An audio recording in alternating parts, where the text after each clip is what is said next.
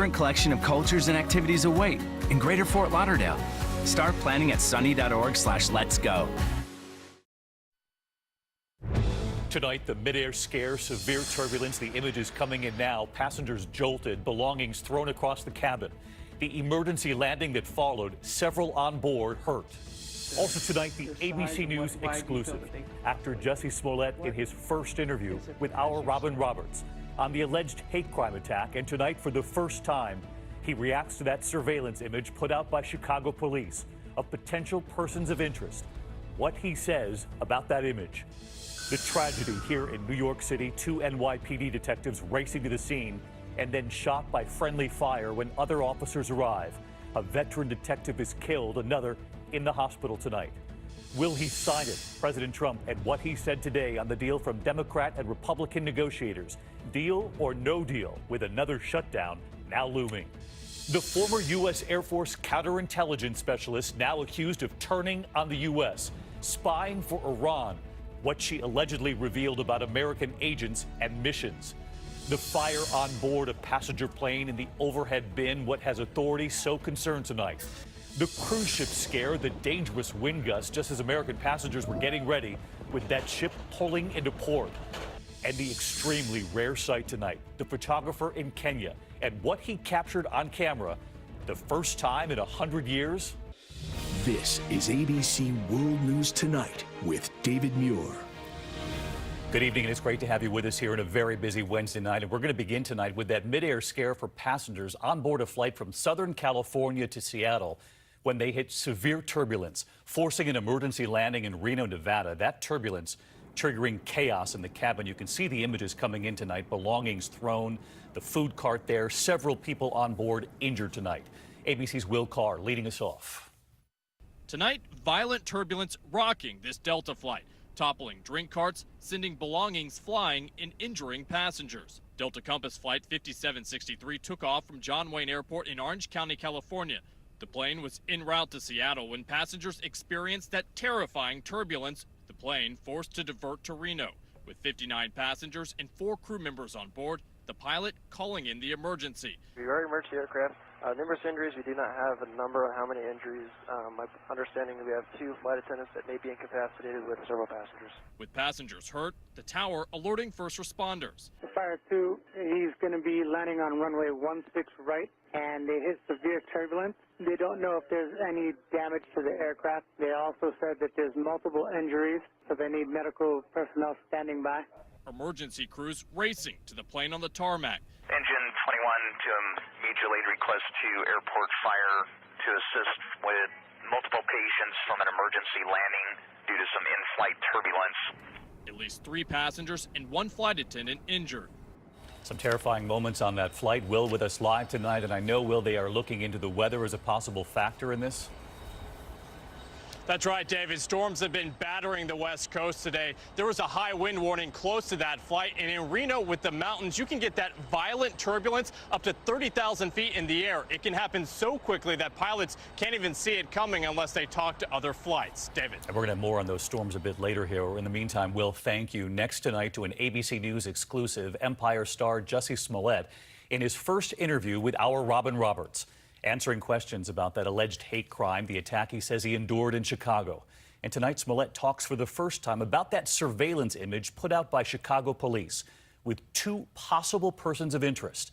ABC's Alex Perez from Chicago. Tonight, actor Jussie Smollett is speaking out in an exclusive interview with Robin Roberts, for the first time revealing what he saw in that grainy surveillance image of 2 people police say were spotted nearby around the time of the attack. The police have gone through a lot of video, and they were able to capture an image of 2 people of interest. Have you seen that image, and do you believe that they could possibly be the attackers? I do. What is it about their size, or why do you feel that they could possibly be? Because I was there. I mean, that, for me, when that was released, I was like, okay, we're getting somewhere. You know what I'm saying? So, yeah, I don't have any doubt in my mind that that's them.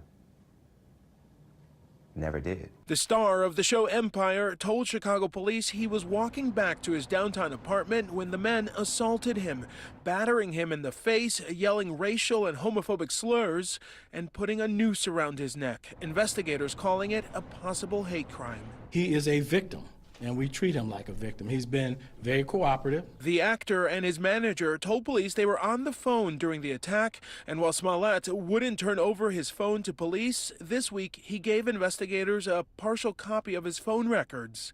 But Chicago police say they are limited and heavily redacted, adding they need additional information to corroborate the investigative timeline.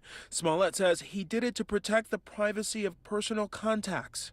As for those who doubt he is telling the truth, I'm pissed off. What is it that has you so angry? Is it the attackers? It's the attackers, but it's also the attacks. It's like, you know, at first it was a thing of like, listen, if I tell the truth, then that's it, because it's the truth. Then it became a thing of like, oh, how can you doubt that? Like, how do you not believe that? It's the truth. And then it became a thing of like, oh, it's not necessarily that you don't believe that this is the truth. You don't even want to see the truth. And Jussie Smollett with our Robin Roberts, and Alex joins us now from Chicago. I know, Alex, police are still working with Smollett on the investigation.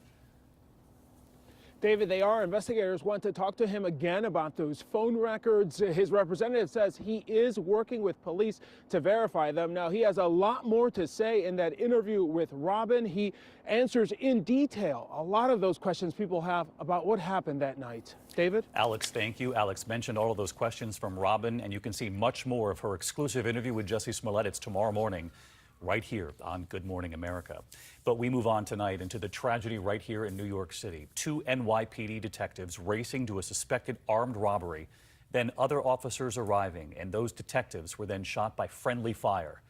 Plainclothes Detective Brian Simonson did not survive, a veteran on the force. Look at this image. NYPD officer standing in the rain as his body was taken away, paying tribute. Here's ABC's Eva Pilgrim tonight on how this all happened.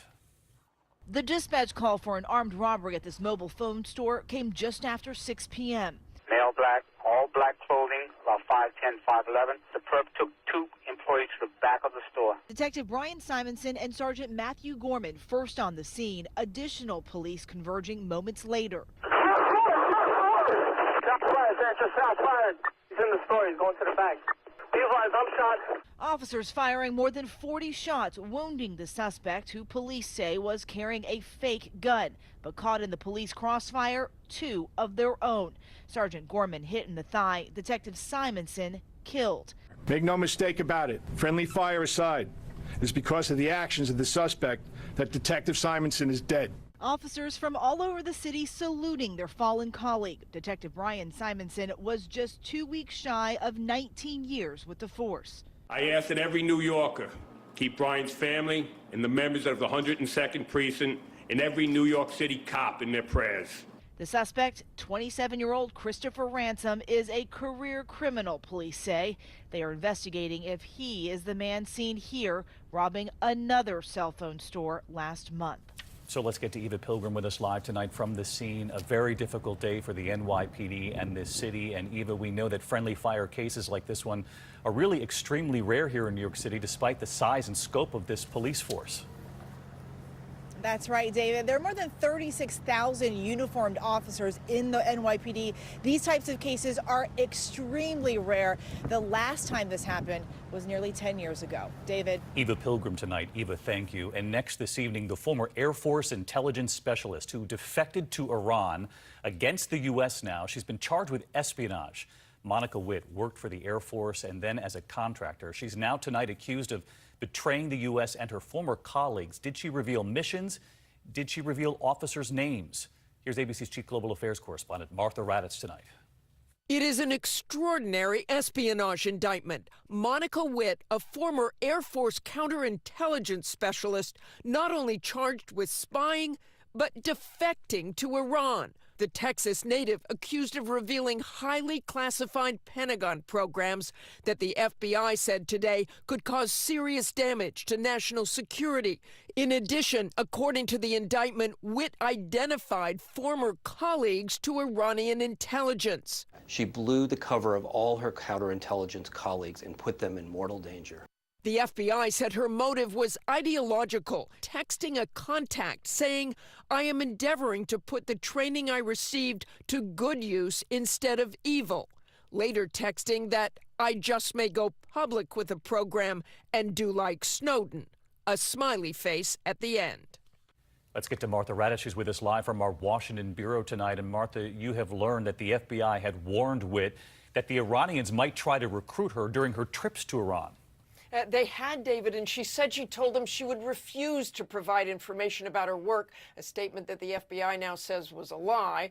But of course, it will be nearly impossible to try this case, David, since she remains in Iran. David. Martha Raddatz tonight. Martha, thank you. Now to President Trump and what he said today on the deal from Democrat and Republican negotiators when it comes to his demands for a border wall. Will the president sign it with now another shutdown looming? ABC's Cecilia Vega asking the president today, is he now willing to accept less for the wall than what Congress had offered him before the first shutdown? President Trump signaling today he could soon sign a compromise bill to keep the government open. We haven't gotten it yet. We'll be getting it. We'll be looking for landmines because you could have that. You know, it's been known to happen before to people. I don't want to see a shutdown. Shutdown would be a terrible thing. Lawmakers are scrambling to finalize legislation that gives more than $1.3 billion for a stretch of barrier along the southern border. That's hundreds of millions less than what the president rejected in December, triggering the longest shutdown in history. So today I asked him, Mr. President, are you willing to take less money this time than what was on the table just a few months ago? Actually, it will be regardless of what I do. You know, we already have, as you know, a lot of money where we're building existing wall with existing funds. Despite what the president says, no new wall has actually been built yet. And while the compromise would pay for 55 miles of steel barriers like these, it does not cover the concrete wall the president campaigned on. Many of the president's conservative allies are slamming the deal. Today, House Speaker Nancy Pelosi was asked if it's a win for her party. Well, it's not a question of win. It's a win for the American people. It's a compromise. The president's options now, declaring a national emergency and using money already set aside for the Pentagon, Treasury Department, and disaster relief programs, moves that are sure to be challenged in court. With the wall, they want to be stingy, but we have options that most people don't really understand. All right, so let's get to Cecilia Vega. She's live at the White House tonight. And Cecilia, there's also word tonight you were telling us about a possible holdup on this bill to keep the government open. And it involves whether to provide back pay for thousands of government contractors who also lost a month of wages during the shutdown. We know government workers have now been paid for that lost time, but contractors are still waiting. Yeah, David, and the sources tell us that the president could reject this deal if back pay is included because the administration believes this really could become a very expensive and a logistical mess. They don't even know exactly how many contract workers were impacted by that 35-day shutdown. But, David, we're talking about people like security guards and janitors, people who really help keep this government running, David. Cecilia Vega on this again tonight. Next this evening, a new storm pummeling the west at this hour. You saw that turbulence at the top of the news tonight, likely weather-related. This storm system will then move east, affecting the Midwest and possibly the Northeast by the weekend. Let's get right to meteorologist Rob Marciano with us live again tonight. And Rob, the West is really getting socked. Yeah, David, you know, this storm is in part driven by the storm that slammed Hawaii on Sunday. So there is a tropical connection, which means a lot of rain. So much, we call it an atmospheric river. Waves of deep moisture slamming in California. We've already had over 2 inches in San Francisco. I think we could see over 6 inches around San Diego. High wind warnings up as well. And snow levels are way up there, around 9,000 feet, exacerbating the threat for flooding. But they will come down tomorrow afternoon. And then we're going to have a risk for avalanche across the Sierras, the Bitterroots, the Wasatch, the Rockies. And then by Friday and Saturday and through St. Louis, making a run at the Mid-Atlantic over the weekend. David? Rob with us again tonight. Thank you, Rob. Overseas tonight, we have been reporting here on the final push against ISIS territory in Syria amid talk from the president that he wants U.S. troops out of Syria. Tonight, ISIS is pushing back, releasing new video of their assault on those U.S.-backed Kurdish troops. ABC's James Longman tonight with the images. He's inside Syria again for us. The so-called ISIS caliphate may be dying, but its fighters are clinging on tonight. Their propaganda shows them